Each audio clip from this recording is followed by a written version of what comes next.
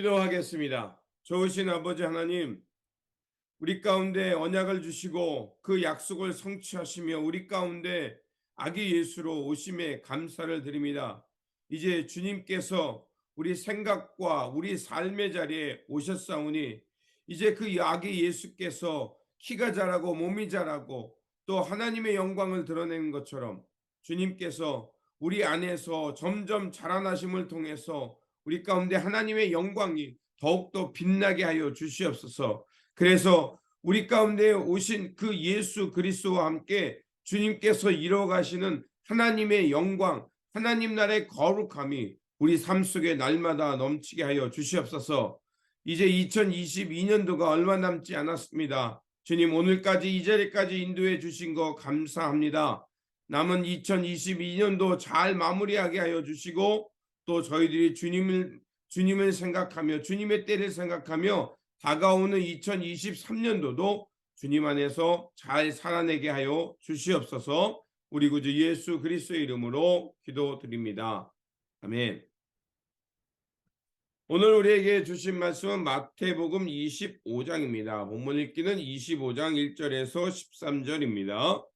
그때 천국은 마치 등을 들고 신랑을 맞으러 나간 열 처녀와 같다 하리니 그 중에 5은 미련하고 5은 슬기 있는 자라. 미련한 자들은 등을 가지되 기름을 가지지 아니하고 슬기 있는 자들은 그릇에 기름을 담아 등과 함께 가져갔더니 신랑이 더디 오므로 다 졸며 잘세. 밤중에 소리가 나되 보라 신랑이로다 맞으러 나오라 하매 이에 그 처녀들이 다 일어나 등을 준비할세. 미련한 자들이 슬기 있는 자들에게 이르되 우리 등불이 꺼져가니 너희 기름을 좀 나눠 달라 하거늘 슬기 있는 자들이 대답하여 이르되 우리와 너희가 쓰기에 다 부족할까 하노니 차라리 파는 자들에게 가서 너희 쓸 것을 사라 하니 그들이 사러 간 사이에 신랑이 오므로 준비하였던 자들은 함께 혼인 잔치에 들어가고 문은 닫힌지라. 그 위에 남은 처녀들이 와서 이르되 주여 주여 우리에게 열어 주소서. 대답하여 이르되 진실로 너희에게 이르노니 내가 너희를 알지 못하노라 하였느니라. 그런즉 깨어 있으라. 너희는 그날과 그때를 알지 못하느니라. 아멘. 오늘 우리가 읽었던 마태복음 25장에는 3가지 비유가 나옵니다. 바로 우리가 읽었던 열 처녀의 비유, 그리고 그 다음에는 달란트의 비유, 그리고 그 다음에는 양과 염소를 나누는 비유의 말씀입니다. 각각 이 비유들이 그 다 같이 말하는 것이 있습니다. 그건 뭐냐?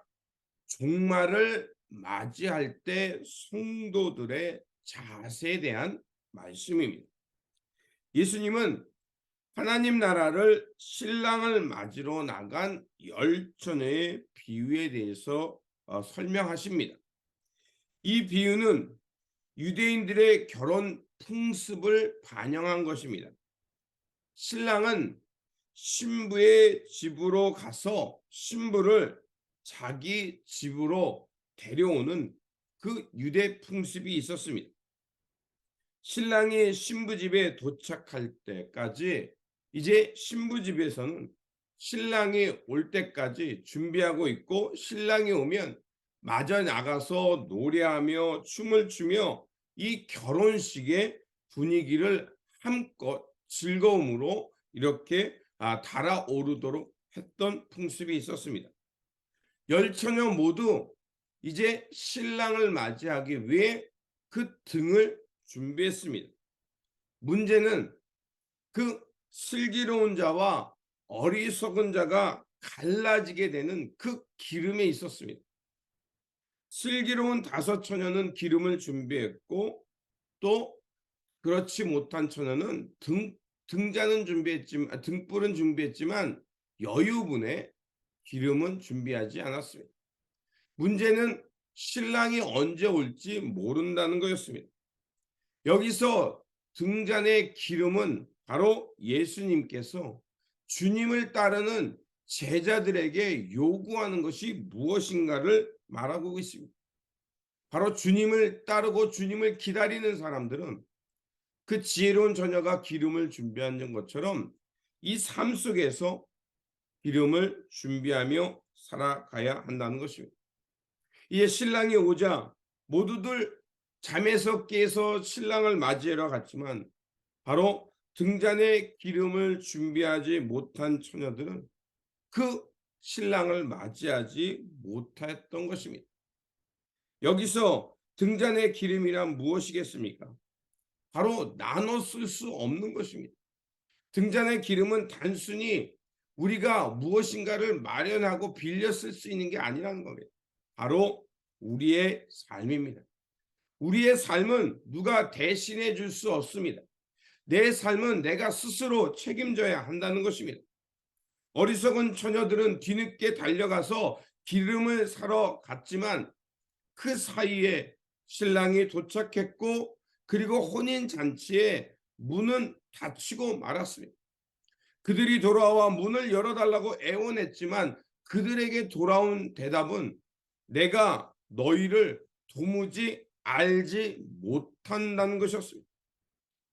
주님의 오심을 알았고 주님을 향해서 무엇인가를 준비했지만 결정적으로 삶 속에서 주님을 따르는 제자다움은 잃어버렸다는 것입니다. 우리의 삶은 흔적을 남기게 되어 있습니다. 그리고 삶은 틀림없이 책임져야 될 때가 있다는 것입니다. 그렇게 우리가 우리의 삶의 자리를 가지고 하나님 앞에 섰을 때 준비되어 있지 못한다면 우리는 주님 앞에서 후회할 수밖에 없는 것입니다. 주님께서는 이 비유의 말씀을 다 하신 후에 제자들에게 뭐라고 말씀하셨냐면 그러므로 깨어 있으라는 것입니다. 그리고 그때를 그날과 그 시각을 우리가 알지 못한다는 것입니다. 그렇게 우리에게 중요한 것은 우리의 이 삶의 이후의 삶, 예수 그리스도를 믿고 거듭난 이 삶의 이후의 삶에 우리가 어떻게 할지를 말씀하고 있는 것입니다. 우리 삶 속에 주님을 따르는 분명한 삶의 열매가 있어야 될 줄 믿습니다. 그래서 제가 늘 말씀드리는 것은 믿음은 관념이 아니라 내 생각이 아니라 이해하는 것으로 끝나는 것이 아니라 실천적 삶입니다. 그래서 십자가를 죽기까지 주님께서 죄인을 사랑하셨던 그 주님의 마음, 그 마음으로 오늘 우리가 만나는 사람들에게 선한 이웃, 그 이웃들에게 우리가 할 수 있는 방법으로 그들의 삶 속에 들어가서 바로 하나님 나라의 구원을 맛보게 하는 것입니다. 그러므로 오늘 우리에게 주어진 이 삶의 자리에서 할 수 있는 최선을 다해서 선한 이웃, 좋은 이웃 되어 살아가시길 주님의 이름으로 축원드립니다. 여러분 뉴스를 통해서 보셨을 것입니다. 뉴욕 저 동부 북쪽의 버펄로 같은 지역에 눈이 너무나도 많이 왔습니다. 너무나도 눈이 많이 오니까 우리 사회가 준비했던 이머전시 리스판스들이 제대로 작동하지 못했습니다. 어떤 사람은 그것을 악용해서 훔치고 도둑질도 했지만 어떤 사람은 자기를 도와달라고는 그런 메시지를 페이스북이나 SNS에 올리자 그 주변에 있는 사람들이 스스로 선한 이웃이 되어서 그들을 찾아가고 자기가 할 수 있는 방법으로 전기를 생산해서 그 어려움에 처했던 아기를 살렸던 뉴스를 여러분이 보셨을 겁니다. 주님 앞에서 하나님 예수 그리스도의 제자로 살아간다는 건 다른 거 아닙니다. 오늘 우리에게 도움이 필요한 사람들에게 그 도움을 제공해 주는 그것이 선한 이웃이요 주님을 따라가는 삶에서 등잔의 기름을 준비하는 지혜로운 삶입니다. 이러한 지혜로운 삶을 살아가시기를 주님의 이름으로 축원드립니다. 기도하겠습니다. 새날을 허락하시는 하나님, 오늘이라는 이 삶의 자리를 주시고 또 지혜롭게 살아갈 수 있도록 인도하여 주시니 감사를 드립니다. 주님, 믿음은 관념이 아니라 삶이며 일상 속에서 선한 이웃임을 깨닫게 하셨사오니 매 순간을 주님의 오심의 때임을 알게 하여 주시고 주님을 기쁨으로 맞이할 수 있도록 우리의 삶을 지혜롭게 살게 하여 주시옵소서. 그래서 등잔의 기름을 넉넉히 준비하는 것처럼 우리 삶 속에서 예수 그리스도께서 기뻐하시는 그 구원의 열매, 그 신실함의 열매, 거룩함의 열매를 풍성히 맺으며 살아가는 저희들 되게 하여 주시옵소서. 우리 구주 예수 그리스도의 이름으로 기도드립니다. 아멘.